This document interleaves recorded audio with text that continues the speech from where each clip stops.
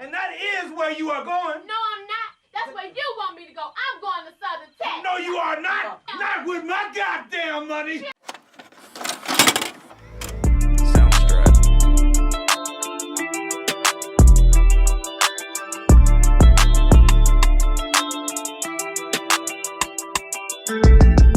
Here's another classic film that a lot of you have requested for me to do. We honestly don't give Ice Cube enough credit. Everything that he's put out from Jump has become a classic. Like everything. Talk about having the Midas touch. But it's funny how my perception of this movie has changed since seeing this when I was younger. Then the movie was funny to me, and the only serious part was what happened with Ebony. But of course, now I'm able to see this movie with much clearer eyes. The Players Club is such a layered film. It has its comedic moments, but it has a lot of dark moments as well. As a woman, there are certain situations in this movie that are terrifying. But as always, I noticed a few things while watching this movie, and you know we're going to talk about it. So let's get into it.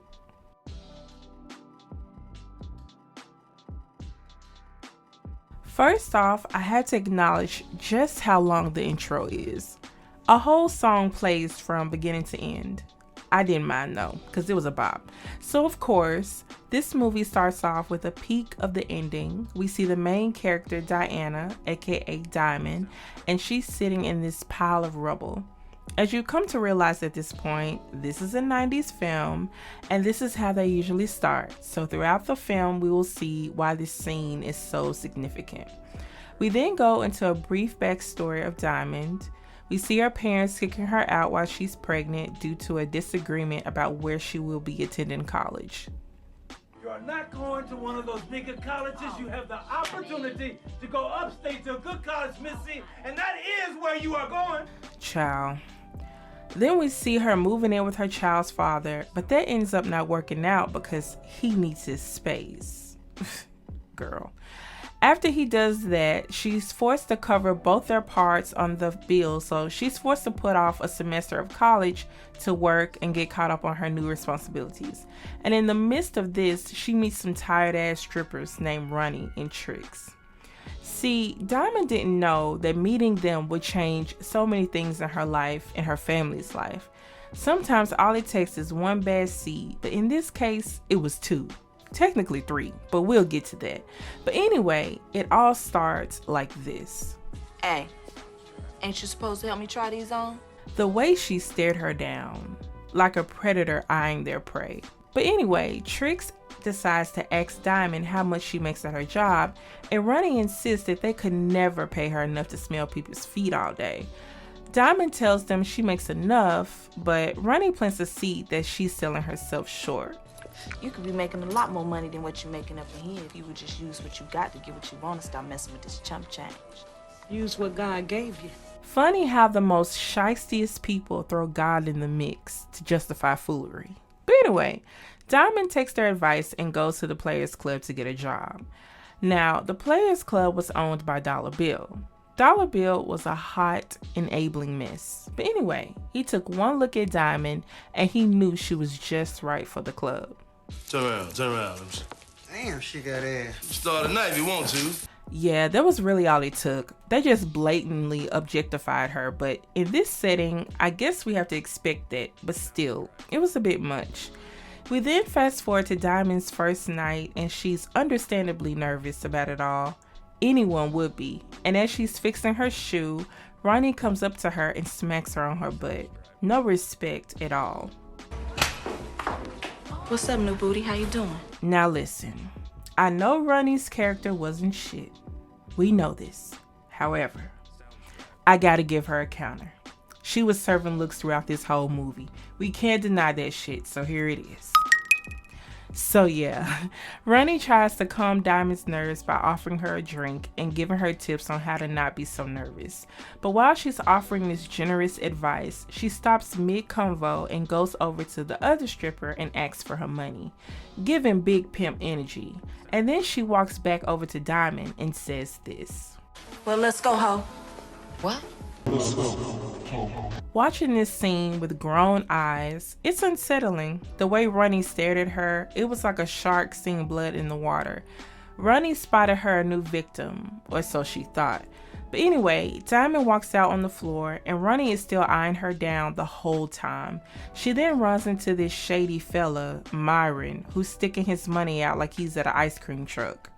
You wanna dance, Myron? And it's crazy how she was grinding the whole time. Girl, this is an Uncle Luke cut. I'm gonna need you to bankhead bounce, bust out with the butterfly, or something. Like, what you doing? We then get a slight montage time of her getting more comfortable with working at the club. She's been able to pay for school and has made it to her senior year. She's almost done with the club and she's getting closer to moving on into her career field. She's entered a new relationship with a guy named Lance, who she met at the club. She has repaired her relationship with her dad, and everything was going so well until cousin Ebony. Child. So Ebony's mom flew her out to where Diamond and her family were and made them promise her to keep her child out of trouble. They should have known then. But Ebony arrives, and from day one, Lance was plotting.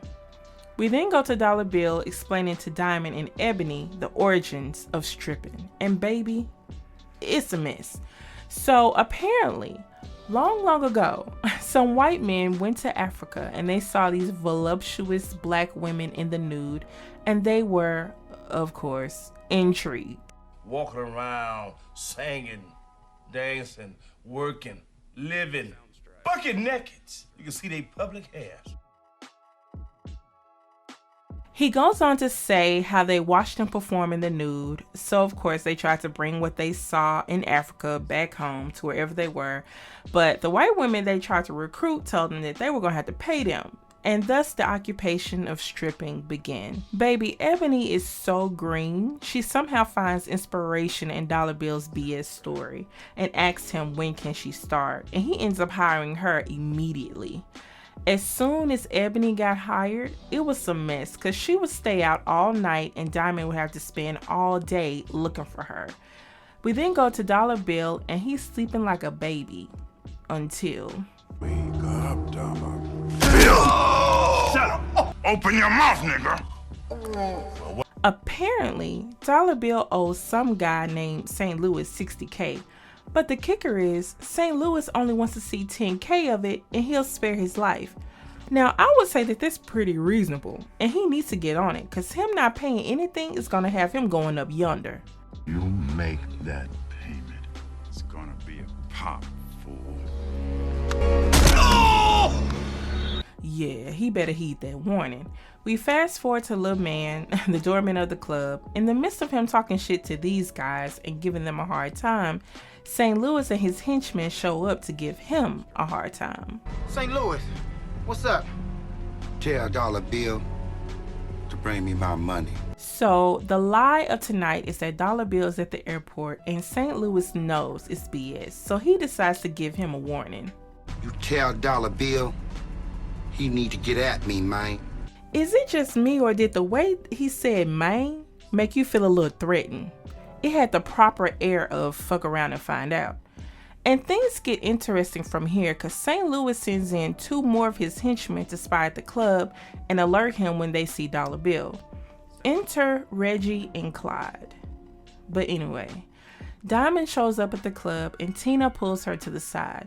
I like Tina and Diamond's relationship. She really looked out for her. But anyway, Tiny lets her know what Ebony has been up to and that she's been hanging out with Ronnie and Trix. She lets Diamond know that Ebony is already downstairs. As she heads that way, she speaks to Myron, who's already there waiting for her with his creepy ass. Meanwhile, Blue, the club's DJ, is downstairs talking to Dollar Bill, and he's trying to make sure he's getting paid his worth, but Dollar Bill is not trying to hear it. All you do is spin records. That's all you do. Who you think he is? DJ Quick? Huh? Kid Capri? I didn't say Huh? Oh, you must be Jimmy Walker. And in case he didn't get what Dollar was putting down, he clarifies even more. Blue, you ain't nothing. You don't deserve nothing. You don't get nothing. After this, Dollar Bill tells him to basically get out his face before he makes him get out his face. Blue did not take his warning seriously until he said this. If I raise up, gonna be trouble. Trouble. I'm walking off. Dollar was always tough with the wrong people. As Blue leaves out, Lil Man walks in to tell Dollar that St. Louis came by yet again. Dollar then instructs him to leave the side door open in case he gotta leave out in a rush. But Lil Man needs to know one thing. Go on. Hey, you gonna ever pay him? Who did I tell you to wait on? I'm gonna pay. I'm Dollar Bill. Shut down. Pay no country bum nothing. Nothing. Baby, he was petrified and bothered at the same time. He goes through a secret passage that leads to the girls' locker room and harasses them to get to the floor and make him some money. As the girls leave out, Ebony is the only one left behind, staring at him, and he directs all his ill energy towards her. Ain't no moonlighting around here. You think I know nothing about it? But Dollar knew everything about it. If you don't have my money, I won't. Dude is losing it. So as Ebony lays her head back down, Diamond walks up to her and questions her whereabouts. Turns out Ebony did a party with Ronnie and Trix, and Diamond is having a hard time believing that she only danced and didn't participate in further activities. Ebony was being too stubborn and way too naive. But in comes Ronnie, disrespectful per usual. Better watch that big old thing. At this point, we still don't know why these two don't see it for each other, but this is where we start to see the tug of war with Ebony. Diamond trying her best to protect her and let her know what's up, and Ronnie trying to break through all of that. Come here, let me holler at you. No, you gotta go upstairs, don't you? Meanwhile, Blue is letting everybody know what to expect at the Players Club. But if you're looking for the hoes with bullet holes, cigarette burns, and stab wounds, you're in the right goddamn spot. And Myron is still waiting for Diamond with them last $2, and it's just his luck that it's Diamond's turn to dance. And no, we're not showing it. She didn't even dance really, she just grinded the whole time. We really thought she was doing something, y'all. But anyway, after her shift is over, she comes home from work and Lance is sitting in the dark like he's a serial killer or something. He's mad that she's still working at the club, you know, the same club he met her in. And then Ebony comes out of her room with nothing but a t-shirt and some panties on. And when Diamond confronts her about it, she insists that Lance ain't nobody, but this determined that there was a whole lie. See, I told y'all, plotting from day one. We then go to Diamond in class and she's resting her eyes, as they like to say. Poor baby is struggling. I swear, the closer to your goal, the harder it gets.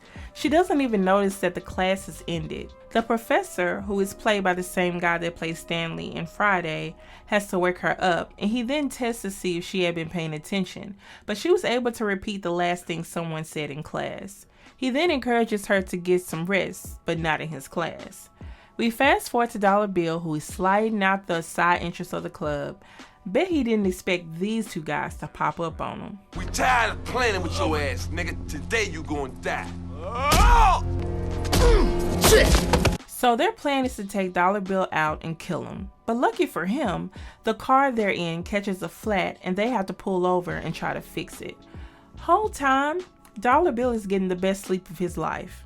While they're trying to get the spare, two cops pull up to see what they're up to. What y'all doing with Dollar's car, man? Nothing. Nothing? Sure don't look like nothing. So they barely convince the cops to take them to a payphone so that they can call a tow truck to come and get the car. Last minute, the cops decide to take them in and see if they have any warrants. And as they're leaving out, one of the cops makes them nervous. Freeman, I told you ain't no spare in there, man. It's empty, man. Take some of that bass out your voice, bitch. You just forgot your keys, you dumbass. As the cops leave out, Dollar Bill finally wakes up.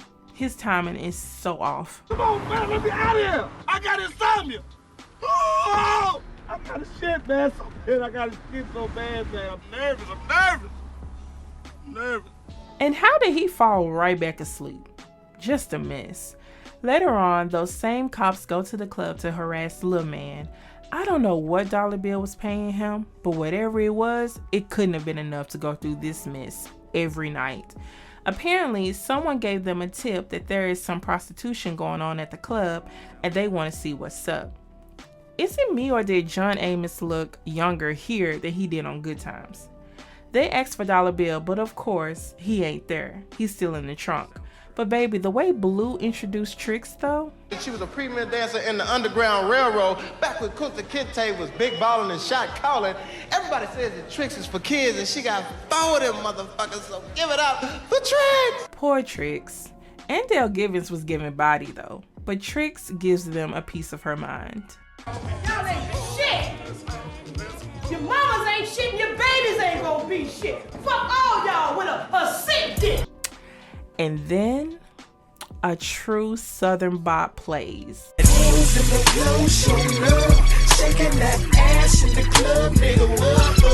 Again, Diamond comes to the club looking for her hard-headed cousin. Ebony is currently downstairs talking to Ronnie and Trix is venting. Same old broke ass, ignorant ass, thirsty niggas. Nothing new. About to go to the Waffle House. Get a bitch a sandwich or something. Ronnie signals Trix to ask Ebony if she's gonna dance at Ronnie's brother Junior's bachelor's party. Ebony agrees to do it. Soon after, Diamond walks up to them and asks to speak to Ebony. Ebony declines the conversation and Ronnie walks out. Listen, this red number was it. We can't lie. Ebony walks up to Reggie and Clyde and asks them if they want a dance. They decline because they don't want to dance from, their words, a bony, drunk stripper. And then her simple ass asks them this. Then what will you pay for? Girl, what are you doing? Meanwhile, the 2 cops from earlier go back to save Dollar Bill out the trunk. We then go back to Reggie and Clyde, and they wasted no time. Sick asses. They giggling with disturbed excitement trying to get her to their car. Diamond ends up saving her just in time. She refuses to let Ebony leave with them, and Ebony is too far gone to notice the trouble that she's in. Reggie and Clyde, specifically Reggie, is mad upset about this. Like he's angry and showing violent tendencies over this rejection of sorts. Some men and rejection, child, deadly as fuck. But this serves as Reggie's motivation to do what he does later. As Reggie and Clyde drive off, Diamond tries to talk some sense to Ebony, but it's not working. But you was gonna let them run a train on you? No. You overreacting as usual, Diamond. See, the issue with Ebony is that she didn't have an end goal. She came into that club and got lost because she never had a clear path out like Diamond did. Diamond lets it be known that she was burdened with the task to keep Ebony out of trouble, and Ebony lets her know that her protection is not needed. I've been watching myself for a long motherfucking time now, and if I want to make some extra money on the side, that's my business. Turns out Ebony was in that club for a solid 3 weeks, and she's gone, just lost in the sauce. Baby, if it took just 3 weeks, she was trouble long before she got there. But while Diamond is talking to her, Ebony lets it slip that she knows what happened between her and Ronnie, and this shuts Diamond right up. But as Ebony is walking away, Diamond offers her a last piece of advice. Make the money. Don't let it make you. So as Diamond is driving, we finally get to see the events that led up to her falling out with Ronnie and Trix. Ronnie, Trix, and Diamond were at a private party with a client, and the client requested that Ronnie did a special favor on Diamond. Diamond was drunk and unable to give her consent, and Ronnie took advantage of her. Ronnie was a straight-up predator, and Trix was her enabler. Diamond finally makes it to her parents' house to pick up her son, and as soon as she gets in the door, her mother asks her if Ebony is working at the club with her, and Diamond lies to her and tells her no. Her daddy gets irritated with the conversation and leaves out the room, and here go her mama. I hope you don't have that little girl working in that club with you. It's bad enough you doing it. My sister would have a fit. Well, your sister needs to come get her child. We can't fix her mistakes with her. But her mother insists that she finds a way to keep Ebony in line. Child, not me. But anyway, we go to Ronnie and Trix. They're at another private party, and this scene is iconic. They are outside talking, and Ronnie is talking that pimp shit to Ebony, trying to motivate her to get to the money by doing odd jobs outside the club. You gonna mess around and be just like Diamond's ass. 4 years gonna be done passed you by, and you gonna be riding around in a Honda Accord. If anything, Diamond was smart. She got her a nice place, got her a dependable, affordable car, had a career plan. She was the blueprint, really, and Ronnie was hating on her hard.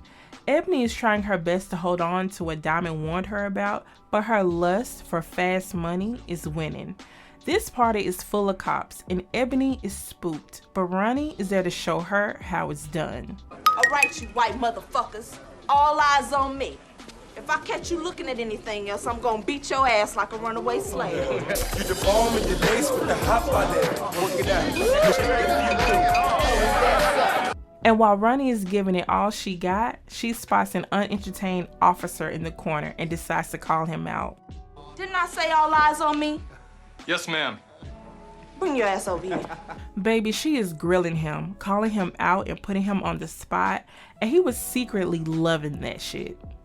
You know what? Every time I come to this motherfucking place, you are the same one starting problems. So you know what that means, don't you? Assume the fucking position. Dude's got a kink. He waited all night for this, and honestly, I think Ronnie's ancestors was excited for this as well. Say it loud! Look, I'm proud! One more time for Rodney King. After this eventful night, Ronnie drops off Ebony at Diamond's, and as she gets closer to the apartment, she could hear Diamond and Lance arguing. Lance is angry and demanding that she stop working at the club again, and Diamond refuses and tells him that she's not worried about how he feels because she's trying to pay for school and she's almost done. Lance eventually reaches his breaking point and makes one last demand. Either you stop stripping or I'm gone. Bye. Bye, Lance. So we fast forward to Diamond at school, getting fitted for her cap and gown. While she's doing that, other students are talking about her, saying how she strips at the Players Club, and this asshole decides to confront her about it. Well, look here, me and my boys was wondering if you could break us off a little lunch table dance. Dude was being a straight dick. So what, she's a stripper. She's still doing what needs to be done, and that's all that matters. We go back to the club, and Lil Man is getting tortured yet again by St. Louis and his henchmen. Child, they could have decapitated this man. And I want you to listen to me real good. You tell Black Ass, he better not make me get out this goddamn car. They even leave Lil Man with a little reminder on his nose. I'd quit and let that man right in the club. This is not worth it. But shortly after, Dollar Bill shows up to the club and Lil Man lets him know what's up. Now, man, Jay just left, man. You gotta pay me. Look what Brooke has done to my nose. But despite the embarrassment he just experienced, he still won't let these dudes in. It's crazy how they just stood there as he was getting strung along in that car.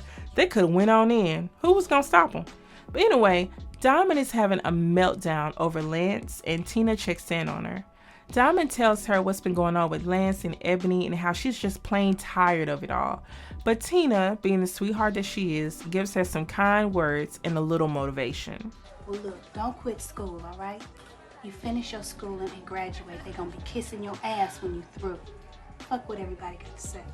Was Tina the house mom? She embodies that kind of energy. So shortly after, Ronnie and Trix pop up and ask Diamond about Ebony. But Diamond was not with the shit that night. Meanwhile, Blue is up to his same shenanigans. Starting to smell like aqua boogie up in this motherfucker. Straight fish and chips. I don't know whether to spin a record or break out the tartar sauce. Soon after, Uncle Luke pulls up to the club. His bodyguards try to be professional and ask Lil Man if it was okay for them to attend the club, but Lil Man, being the messy man that he is, gives them a hard time. How much, big man? $10 plus a 2-drink minimum, and don't be getting smart. He soon finds out that it really is Uncle Luke, and his whole vibe changes. Oh damn, it was really Luke. What's up, Luke? What's up, man? Hey, me so horny too. You look horny. All right. Y'all don't be in there talking shit, and don't be fucking with the girls, and don't be letting them see all that gold in your mouth. Now your chest look like taco meat. Luke walks into the club, and it's money time. Lil Man goes down to warn Dollar Bill, and it's a go. Hey, Luke here. Luke who? Me so horny. The rapper? Yeah. Got money. Yeah. While the girls are heading up to the dance floor, Ronnie asks one of the strippers, Vanilla, if she wants to dance at her brother's party, and it was a no-go for her. You want to do my brother's bachelor party? It's about to be off the hook. Who, Junior? Hell no, you better get somebody else to do it. The way she said that should have let us know that clearly her brother has a history. Meanwhile, Trix makes her way over to Uncle Luke, and he's not with it. He's so horny. You so damn fat, just get your fat ass off me. Now, how is this so fat? 90s body standards were wild. While all this is happening, Diamond is dancing on Myron, her faithful customer, and surprise, her professor walks in and spots her, and Diamond makes a run for it. Poor Myron didn't even get his money's worth. She goes down to the locker room, embarrassed and ashamed, and it was just her luck that Ronnie was down there with her, and she tries to make a move on her. Now, I won't show this scene because it's a bit much, but it's disturbing and predatory per usual. Meanwhile, upstairs, Reggie's evil ass is hating on Luke, and Clyde decides to go over and speak with Luke like he knows him. And of course, his bodyguard was not going for it. You gonna have to step back, partner. Luke is busy. Nigga, get your hands off of me. We don't want no trouble. Look here, nigga. I know y'all don't want no motherfucking trouble. Nigga, I should kick your little ass, nigga. Child, he should have left well enough alone, cause then Reggie goes for him, and of course it turns into a huge club fight. And you know what comes next. You guessed it, somebody started shooting. All the strippers end up running downstairs, and this stops Ronnie from trying to do what she wanted with Diamond, and Trix creepy ass. Child. And after all this, Dollar Bill is pissed. Look at my business. They done fucked up the church's money. But at least Diamond is able to find humor in this. Good evening. I'm Dinah Armstrong, and we're live in front of the Players Club, where fools have once again shot up another party. As Blue is walking Diamond to her car, he finally builds up the courage to get her number. She declines giving him her number, but she accepts his, and Ronnie's creepy ass sees all this. And soon after Diamond makes it home, she's unaware that Ronnie and Myron have followed her home, and of course, she's spooked. Hey, Diamond. Myron? So this is your apartment, huh, Diamond? I always make sure you get home safe. God. Turns out, this guy's been following her this whole time. And she's freaking out, yelling and screaming loudly, which makes it harder for me to understand how these two didn't hear her coming when just the other day, Ebony was able to hear them from outside the complex. But regardless of that, Diamond saw red. It ain't what you think. It ain't what I think. I think you was fucking my cousin in my house. Baby, he talking about he came there to make up with her. But somehow he done slipped and fell in her cousin's child. But Diamond has heard all she needed to hear, and she's about to set it off. Ebony opened up the door, and she started talking about how she had a crook in her neck, and I said I was gonna help her work it out. I bet Ebony damn near had a meltdown after she heard that gunshot. She was officially in the find out portion. Open up the door, bitch. Diamond ends up doing a fake out, letting Ebony think she walked out her own house and will be staying at her mom's, but surprise. Bitch, did you think I was gonna let you get away with that, huh? Get your shit and get the fuck out of my house. You thought. Anyway, sometime after, Diamond's professor finally runs into her on campus. She's been avoiding him like a light bill, and he knows this. He lets her know that he doesn't judge her, and he understands. He even referred her to an old friend at BET for a job. That was nice of him. But here is where it gets a bit much. So, we finally make it to Junior's bachelor party.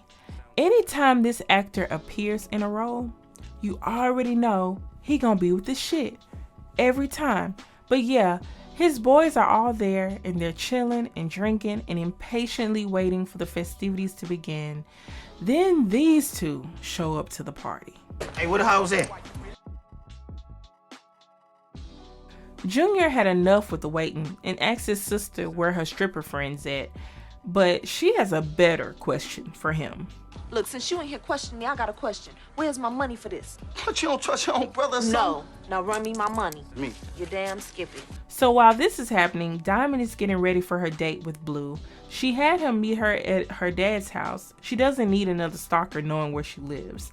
And her dad understood the assignment because after the mess that Lance took her through, he decides to make sure that Blue understands what he's getting himself into. So what do you do at the Players Club? Oh, I DJ. Yeah. DJ. Yeah, I spin all the record. Got a gun. Baby Blue is spooked, as he should be. Diamond's dad threatens him to the point where he's promised to bring her home at a certain time, like she's in high school and she's got a curfew. Baby, it's a mess. Whatever you do to my little daughter, I'm gonna do to you. We go back to Junior's bachelor party and Ebony finally makes it there. And from the minute she comes into that room, it was like she walked into a lion's den and she was a fresh ribeye. Looking at this scene with grown eyes, it's really unsettling. Every person in their room had ill intentions for her, and she was so unaware and so unprotected. Reggie and Clyde come up to her and insist that now is the perfect time to finish what was started before, but she lets them know that it's a hard no. What's up there, shorty? You ready to finish what we started up at the Player Club? No. No. N.O. motherfucker, can't you hear? Again, Reggie and his issues with rejection. Ronnie takes her to the other room so that she can get changed. Ebony asks if there are some other girls coming, and Ronnie insists that she doesn't keep track of the other girls. But then she straight up lies to Ebony to further manipulate her into doing what she wants. You know that white girl Vanilla from the club, right? She's supposed to be coming. I'm not getting no money for this neither. Ain't nothing gonna happen that you don't want to happen. And while they're talking, Junior's creepy ass is at the door trying to peek in like he ain't never saw a woman before. We go back to Diamond and Blue's date. Child, he done took her to an ice cream spot and baby Blue is spooked. Looking at his watch every 5 minutes, having flashbacks, he's struggling. As they're talking, Ebony calls Diamond trying to apologize and convince her to come pick her up from Junior's party. Unfortunately, Ebony has bitten the hand that fed her too many times, and now when she needs her the most, she's not responding like she needs her to. Ebony goes on to tell her where she's at and the hotel room number. It turns out to be a good thing she did that because I'd hate to think what could have happened if she never did. But anyway, Reggie's ass decides to plant a seed to Clyde and start a chain of events. He gets Clyde to get Ronnie to go downstairs with him and smoke. That's that bankhead bud right there. You hit this, she be like... As Clyde takes Ronnie away from the room, Reggie goes over to Junior and tells him that Ebony will let him have sex with her if he insists, and even gives him the protection to do it. Junior runs with this information and walks into Ebony's room, and we ain't even got to discuss what happens next. Just know that it was brutal. And Reggie knows what's going on, and he tells them to turn the radio down so that they could hear him doing what he was doing to Ebony. The guys are disgusted with Junior's action, but funny how they weren't disgusted enough to go in and help her. They leave the room one by one, leaving Reggie confused. As everyone's leaving out, Ronnie and Clyde walk back in. Reggie tells Ronnie that he understands what Ebony meant when she said no means no. As Ronnie goes to the door, Junior comes out, visibly disheveled, and Ronnie runs in to see the aftermath. What did you do to her? What's wrong with you? Why you do that to her? What you tripping for? Crazy. This ain't my fault. The fact that he insists that it's not his fault. Just... child. A little while after, Diamond and Blue come to the room and discover Ebony. They end up calling the police and stay with her until they get there. Diamond goes straight to the club. She already knows who to see about what happened. While Ronnie and Trix are setting up an alibi, in comes Diamond with all the smoke. Literally. Everybody leave the dressing room, please. I want everybody at the motherfucking dressing room, please. See you later, girl. Call me tomorrow. Trix was not sitting around for that. But Diamond is ready to finally kick some ass, and she does it too. This is the best scene out the whole movie because we were waiting for somebody to put their hands on Ronnie, and Diamond understood the assignment. So while Diamond and Ronnie are jacking, Dollar Bill tries to come down and stop them, but since Diamond gave Blue her pistol, Blue was ready to do what needed to be done. Boy, if you don't get away from that door, put some in your ass. Come on, I just bust a cap in yours. Hold on, when y'all get back. This nigga's ill. And Lil Man has finally reached his quota of beatdowns and decides to leave Dollar Bill to deal with his own shit. Love that for him. Whoever choreographed this fight did an awesome job. Basically, Diamond beats her ass, but this is my part. That's for Ebony! That's for me! Now, Lisa Ray is that kind of actress that plays herself no matter what film she's in, but in this particular film, it works. But anyway, after this fight, Diamond walks out and decides she had a little left to give Trix. And Dollar Bill had the nerve to fire her. Diamond, your ass is fine! Fuck you, Dollar. I hope you'll never make another penny in this raggedy motherfucker. I quit! And Blue, boy, I don't need your services either. As they leave out the club, the two cops from earlier come in to arrest Ronnie and Trix and take them out to their police cars where they already have Junior. And while Dollar Bill is yelling at the cops, he doesn't realize that he's finally made himself visible to St. Louis and his henchmen. And there's Dollar Bill. So what you want us to do, Saint? You want us to go get him? Pull up in front of the building, man. I want to get him myself. So Dollar Bill goes inside and starts talking to Tina. He's drunk and clearly overwhelmed with everything that's going on. He just don't know that things are about to get even stickier. There's anybody here don't want to get murdered? Get the fuck out! Ooh-wee. Like I told y'all earlier, the way he said May should have let you know what type of time he was on. But yeah, he sets it off in the club, and just when Dollar Bill thinks he's escaped yet again, he runs into a familiar face. Oh, no. It's time to hear that pop. And though St. Louis wasn't done, he decided to take it one step further. Brooklyn, do something to make me feel better.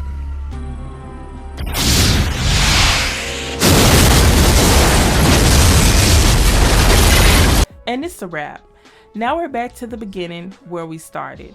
We fast forward to Ebony working at a shoe store, and she runs into another low-level version of Ronnie and Trix, and they are annoying. Girl, I could not put up with your job. I couldn't put up with yours either. What club y'all work at? Oh, Club Sugar Daddy. How you put up with your job? And then they give her this old tired line, but I loved her response. Well, if that's all y'all got, you don't want too much. Got him. Anyway, it's Diamond's graduation day and Ebony is stuck at work so she can't attend. But Diamond offers her a reminder, but this time, Ebony gets it. Make that money, girl. Don't let it make you. And of course, in 90s fashion, we get an update of all the characters. Ebony moved back home with her mother, finally. Blue is a top DJ at V103. Ronnie and Trix went on to work at a new club, Sugar Daddy's. Junior ended up serving time for what he did to Ebony. And Reggie and Clyde were last seen in Freaknik. Child, we're gonna see them terrorizing women on that Hulu documentary.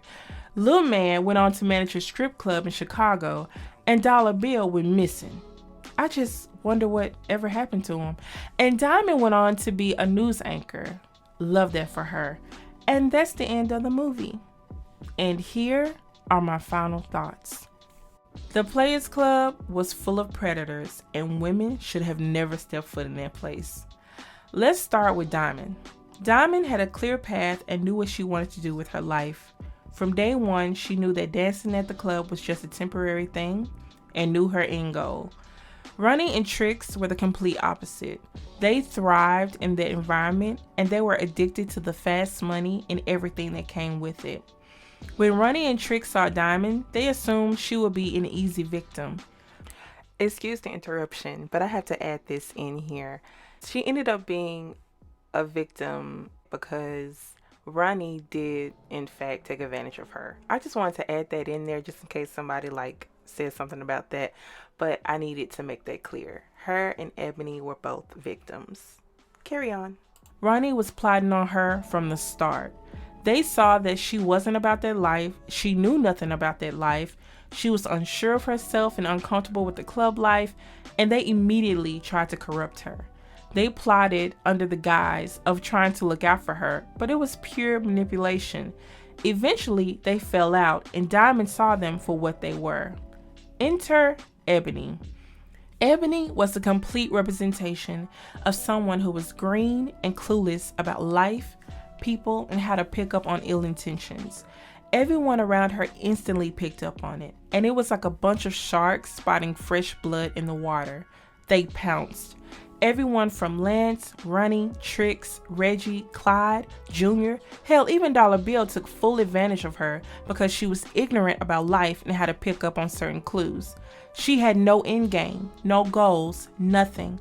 So it's fairly easy for them to lead her to wherever they wanted her to go.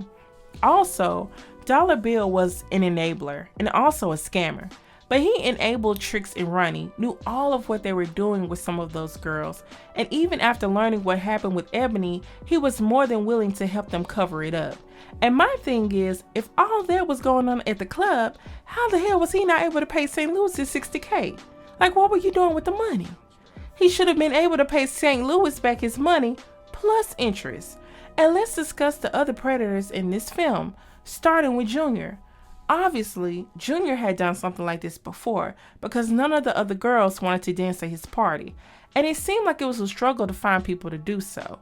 And just the way Ronnie reacted to him after the fact, it was like she finally had confirmation that her brother was in fact a monster, and the fact that he kept insisting that it wasn't his fault, that really pissed me off. No accountability, even with all Ebony's DNA on him.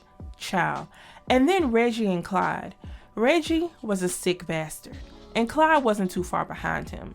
They were more than willing to take advantage of Ebony, but the moment that Ebony rejected them, not once, but twice, and the second time with her whole chest, Reggie decided to get someone else to humble her in the worst way. He had evil intentions and couldn't accept her blatant rejection. And see, this is why women are scared to decline guys' advances, because some dudes will really kill you over a no. A simple no. It's crazy, but it's our reality. And then Lance. How the hell was he mad at Diamond for working at the club when he met her there? And then from day one, he was plotting on Diamond's cousin. Her own cousin wasn't off limits. And for Ebony, her cousin's man wasn't off limits. They both were trash. And why did she think that Diamond was going to leave her apartment, the one she pays the bills at, and leave her there? She deserved that punch. Simple as. Diamond had every right to pop off. And honestly, Diamond must have been overwhelmed that night. She's upset about her and Lance breaking up. Her professor walks in and sees her. She gets tried by Ronnie. Myron follows her home. Then she catches Lance and Ebony in bed together. She reached her limit that night. But despite everything Ebony did, I'm so glad she came to their room and got her.